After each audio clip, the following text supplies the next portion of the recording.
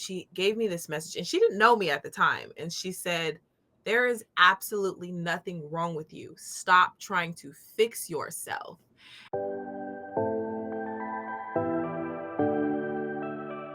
Welcome to Flying Upstream, the podcast where we uncover the choices, practices, and wisdom that defy mainstream conventions. I'm Kristen. And I'm Louisa. And together we're here to illuminate the alternative paths that have shaped human experiences through the ages. In each episode, we'll examine ways to move beyond societal norms. We're passionate about how timeless wisdom and unique lifestyle choices can foster healthier, sustainable, and enriching lives. Join us as we navigate, challenge, and celebrate the beauty and insight of walking the road less traveled. If you've ever felt like you're flying north for the winter while everyone else is flying south, you've found your flock. Free spirits, welcome back to another episode of Flying Upstream podcast, where we celebrate the beauty of the unconventional and of those who dare to forge their own path. Today on the podcast, we're honored to have a guest whose journey has led her to the path of teaching us all something essential to a life well lived: self-love. That's right, Louisa. Today with us is Ms. DaShay Carter. She's a mother of two, a full-time psychology student, a business owner, and a podcasting model. She teaches the art of self-love by sharing the ups and downs of her story. She advocates for real bodies and total body acceptance through her modeling and is here to continue her mission to help others unlock their self-love.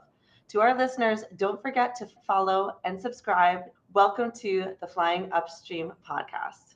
I'm so happy to be here. And I love the name of the podcast. It's one of the things that I encourage other people to do too. So it's so awesome. The alignment. Yes, alignment. Yes. Yes. So DaShay, everything we know about you is really interesting. And I want to just jump right in to learn more about your journey. What led you to be on the path that you're on today, this unconventional path? And what story helped change your entire life? What did you learn from all that? What led me to this point is life. I feel like I really started on this journey. It started long before, but I wasn't actively consciously making changes in my life till it hit it was 2020 after COVID. And I was triggered, and I had to let go of a friend from high school, and I was having troubles in my previous marriage. And so I was like, okay, my people are not here for me anymore. So I need to be here for myself. I have two kids depending on me. I need to figure out something. So that was the step that I took to dive into getting therapy, talk therapy. And that was my biggest, okay, I need help. It's okay to ask for help. Let me get some help. And I think that after that, things just took off from there. As me studying therapy, I knew that I had to share. I had to allow myself to be vulnerable. And even though I was very open with my therapist, I was still hiding stuff. Yes. And so that was my biggest step. That was the most transformational choice that I could have done that got me here for sure. With studying therapy and being aware from that perspective, but for listeners, is there something that transpired that for you made you realize I have to start being fully open with my therapist? I have to be so open. That is the only way that I'm going to be able to break this mold and to be able to break free. Was there something that There was, because I had made up in my mind that I would never have a successful, loving relationship if I did not heal. And at the time, I was thinking about a relationship with someone else. I was thinking about, I'm never going to have that mate. I'm never going to have someone to grow old with, and all of this. And I was like, I have to heal. And so I was literally working for love. At the time, I didn't realize that I was working for self-love. I thought I was working tied to someone, because that's, we want to be tied to someone, but we can't really fully achieve that level of relationship, the one that I embody, the one that I admire, that I want, that I'm growing towards, until you fully love and accept yourself. Because also you end up choosing the wrong people when you don't accept things about yourself, and self acceptance is a big part of self love. And so I was like, DaShay, you have to take this seriously, because you want to be loved, and you can't do that if you're carrying all this baggage from that relationship and childhood and your relationship with your parents and your relationship with your family. Like, you cannot do that. And so that was like, that was my moment. And it was like, I want to say 2022. I was like, okay, like that was when I was like, because I love psychology, so I also read psychology books, but because I'm like a deep thinker and I'm aiming for psychology, they end up being self-help books. So doing that plus doing therapy, like I would go on these spirals and I would have a list of things to fix.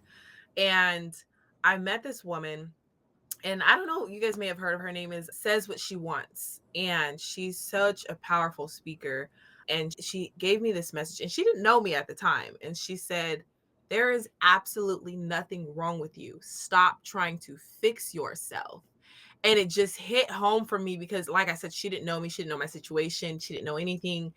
And I was like, damn, you really are trying to fix yourself. You really are trying to be all like, make yourself this perfect little human being so that you can be worthy of love, not knowing that I was already worthy of love. So That's such a great point, actually, because I think there is a fine line between fixing yourself, which implies you're trying to be somebody else, you're trying to change yourself. And as you said, you don't accept who you really are. And peeling back the layers of trauma and grief, shame, anger, and healing from that. And it can feel like you're changing yourself, but mhm, in reality, you're really healing from stuff exactly. and going towards self-love and self-acceptance, right? There's a really fine line there. So thanks for bringing that up. I love your point about there's nothing wrong with you. You're great as you are. Right? I think that's a really important message for everyone to hear. And DaShay, I'm really curious, what inspired you to create the platform that you did that changes and challenges traditional beauty standards and trying to empower others to love their bodies? For me, it was when I learned to accept myself and accept some things about me, because growing up, I was always, what they call it, she's top heavy, she's full. Like, I remember I had hips in middle school, and my sister was terrified because I had stretch marks, and she was like, "Mom," because she thought only pregnant women had. And I here I am in middle school, and I have them on my calves and on my hips because I have hips, and I had breasts, and so it was something that I tucked away. And I was a praise dancer in church, and my hips did what they wanted, and to them it was provocative. And so it was something that I hid for a long time. And then my trauma contributed to that, because I have a trauma of sexual abuse from childhood, and it carried up into high school. And even that made me shameful of my body. If there's no attention drawn to me, then I'll be safe. And so I had that illusion in my mind. And so I know I'm not the only one. I hear it in music, I see it. And so that's where my podcast name came from. That's where everything came from, because there's these different imbalances, there's these different um things that society says we should look like, or this or that or whatever. And so that's where Beautifully Imbalanced came from, because it was a way for me to accept every little thing that society rejects, every little thing like that other people have rejected about me, that I actually love about myself, but I rejected it because there were so many people that rejected those parts of me. And so that's where, for me, the term Beautifully Imbalanced came from, because there's me accepting all these parts of me, my mental health, my trauma, my body, and then there's also my health conditions and things like that. It's me embracing all of that and encouraging other people to embrace it, because the biggest thing is for you to love that part of you. And if you find people that don't accept those parts of you, think those are not the right people. But the problem is we usually don't accept those parts of ourselves and we're expecting other people to. So when they don't, we just, let me just tweak this here. And so we end up like shrinking till we don't even recognize ourselves anymore. And that was a big thing for me. I didn't recognize who I was. And I was like, okay, no, I gotta get back to DaShay. And it's so true, right? Especially when, like you mentioned earlier, it happens that a lot of us are taught to look for love outside of ourselves. I don't ever remember growing up and having the idea that I needed to love myself in order to anything. It was always go seek that love elsewhere. Seek it from your parents, seek it from your friends, seek it from significant others. But the truth in reality, it's like you are attracting what you are, and what you are essentially is like desperately seeking this love outside of yourself. So you're attracting others who are seeking it outside of themselves too. So now we have two people who don't fully love themselves trying to love each other. And that's, we know what happens, right? It's like this big mess of just people not even knowing themselves, because that's one of the things in the self-love journey that I learned myself too, is you need to first, it's like self-knowledge, self-acceptance, and then you like love yourself finally. You're like, okay, here are all the pieces of me. And I know that a lot of us struggle with that. What would you say to someone who is struggling to break free from the societal pressures, because that's huge, that are telling them to look for love outside of themselves, that are telling them to go seek all of these things outside of themselves, when in reality, it's like you need to start at home. You need to Yeah. start here. What would you recommend to them? The biggest thing is I do try to remind people that we're taught that self-love is selfish because we're putting ourselves first. And so I try just put it out there. So this plant the seed that it's not a selfish thing. And that when you enter into these relationships, like you said, they end up being codependent. So you're not really like living this life together. Like your life's like morph into one, and you don't know who you are, and you stop doing the things you enjoy. And so I encourage people to reflect. So one, it's not selfish. Two, reflect. How did you feel the last time you made those decisions? Did it feel good? No. So let's see what we can do to elevate that. And so for me, affirmations have been huge, to the point where I literally wear them. Like I wear them. That's why when I mean my journey started before therapy with affirmations. I put them on my shirts. They started before that. But however you can get those affirmations inside of you. And affirmation, at first they were very, very universal. Now they're very specific. I have the courage to heal. I have the courage to be myself. I have the courage to love. I have the courage to love myself, respect myself. And so I make them as specific as I can. And it changes my mind. It changes how I view myself, because a lot of times we're viewing ourselves through the lenses of society, our friends, our family, social media, things like that. And so it changes my perspective on how I view myself. It gets me out of that box that I put myself in, that I allowed myself to be put in. And it also changes the way I communicate with myself, because sometimes I found that we communicate with ourselves in ways that we would never talk to other people. Never talk to other people. And sometimes it spills out and we talk to other people in a way, and you can hear it. It's that this is how that person communicates with themselves. And so that's something that needs to be tweaked. So affirmations are powerful. A lot of people I have found, they're like, oh, it doesn't work for me. I'm like, it's because you got to find the right one and you got to be consistent. And so that is, to me, that's the biggest gift that I received on my journey with me loving and accepting myself. Because when you hear yourself say these positive things about yourself, it is just so beautiful, especially because some of the stuff is stuff that we have never heard from anybody. You know what I mean? Or we've heard it, but we didn't believe it because the noise of society is so strong. And so we have to find a way to make our voice bigger than those noises. Affirmations are the way to do that. That's amazing. I feel like I'm just letting that sink in for a second. So great. So you mentioned you're a mother of two, and Louisa and I are both parents as well, with each 2 kids as well. Oh. And Yes.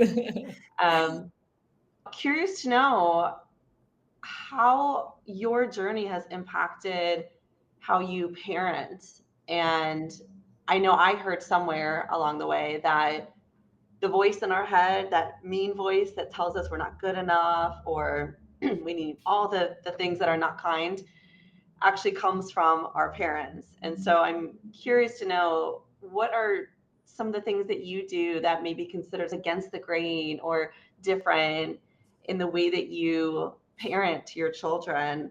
And what has that journey been like for you? I've always worked with kids, and I've always worked in the psychology field and in child development. And so I knew that I wanted to parent differently than the way my mother parented me. And I also, just growing up with her, my mom as a parent, I was like, I'm doing something different. But what transformed a lot for me was I was watching this video on gentle parenting on TikTok, and she was saying that our trauma is parenting our children.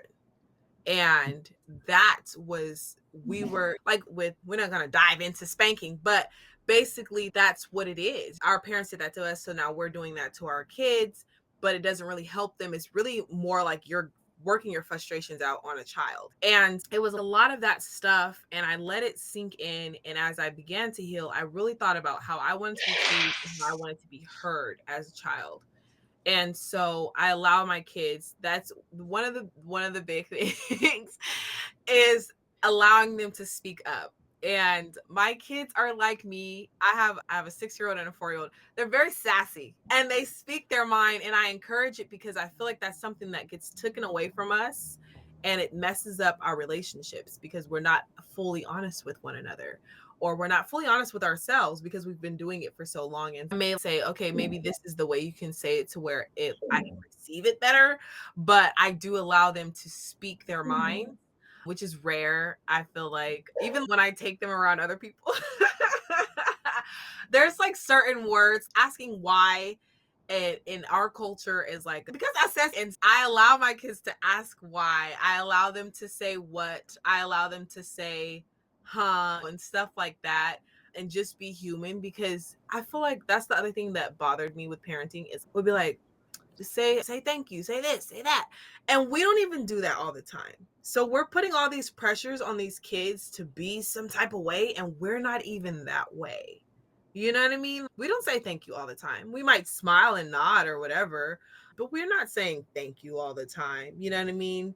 We're not always saying excuse me after we burp. We're putting all these pressures on the kids. They've already got the lesson, but they also are watching us.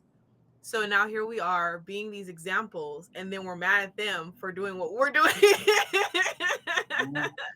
So that's Yep. the biggest thing for me, is to let them be human.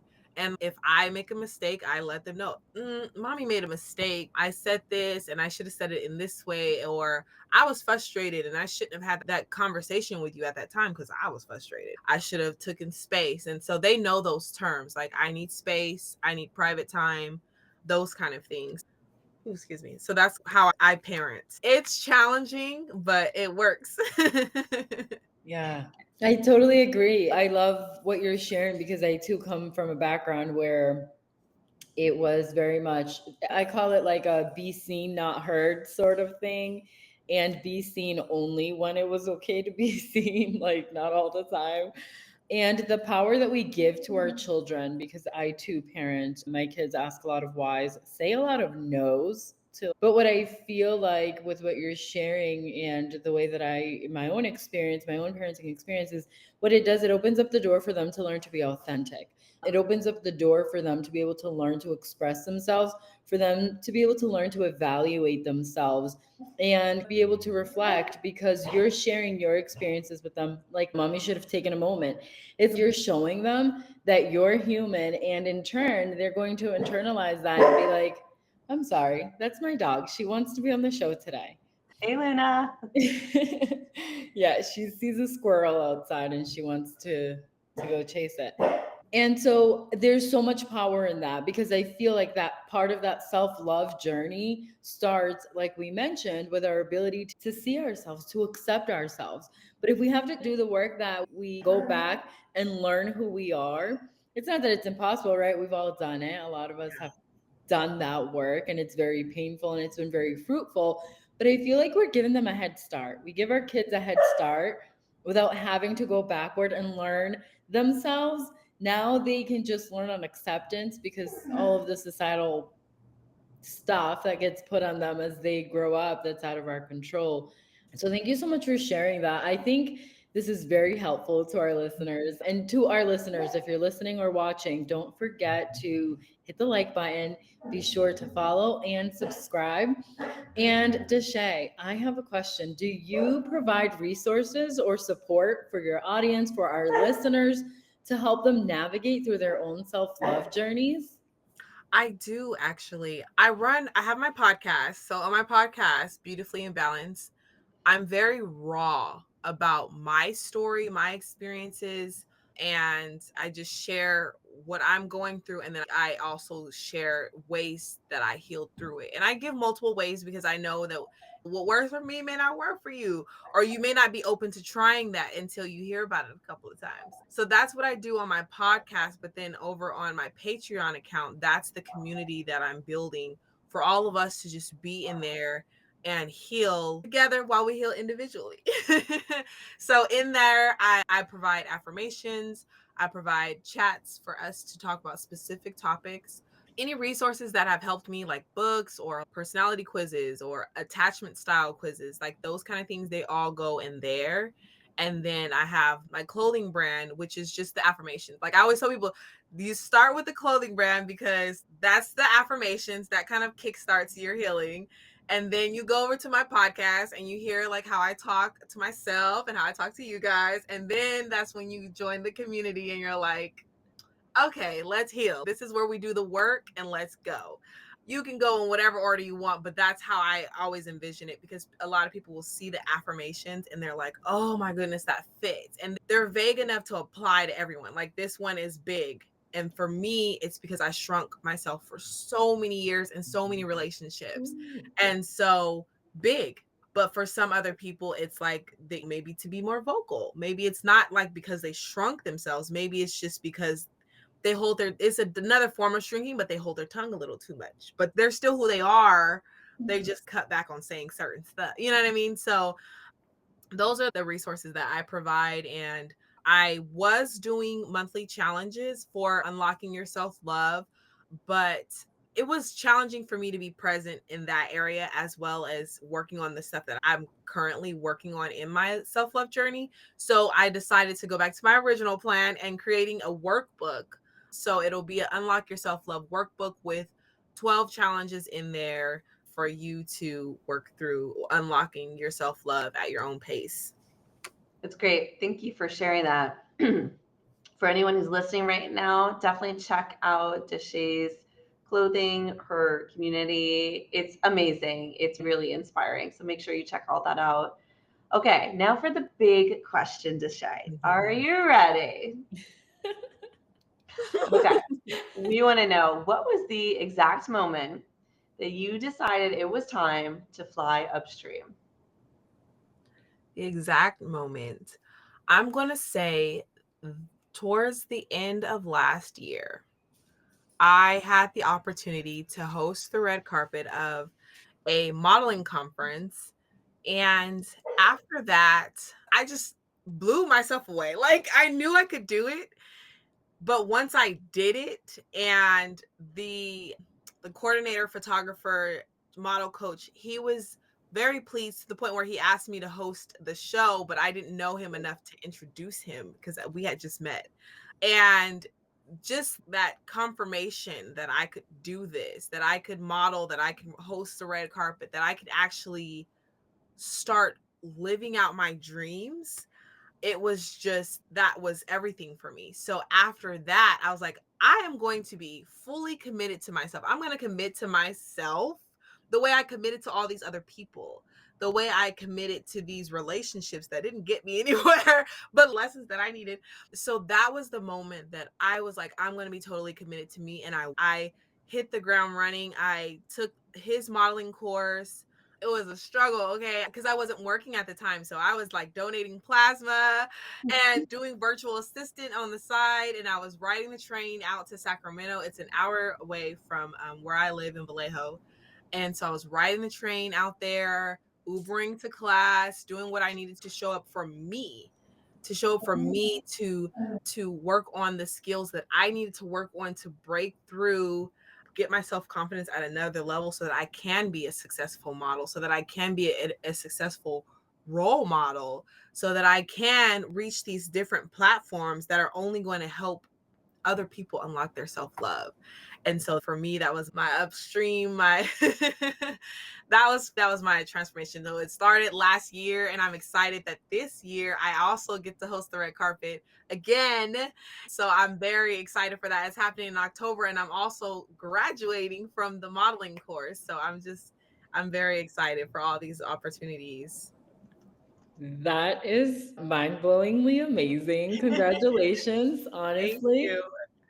That is beyond our imagination, right? I'm sure you didn't wake up, especially as a kid, and we're like, I'm going to be able to host a red carpet. That's amazing. Thank you so much for sharing that. And I really hope that for everyone listening, everyone watching, that everyone can take away a piece of this. This is so inspiring. This is the power of self love. This is the power of choosing yourself. This is the power of pouring into yourself, of going against the grain, of walking that untraditional path and just creating your own gosh darn path. It is yours to create, it is yours to cultivate. And listeners, I hope that you are able to do the same. DaShay, thank you so much for sharing all of Yes. that with us today. Yes. Thank you so much for having me. It was awesome. Of course. Thank you. All right, free spirits, make sure to check out the links in the show notes in the description if you're watching on YouTube. Don't forget to follow. And if you haven't already, make sure you subscribe to our YouTube channel so you don't miss a thing. Until next time, keep flying upstream.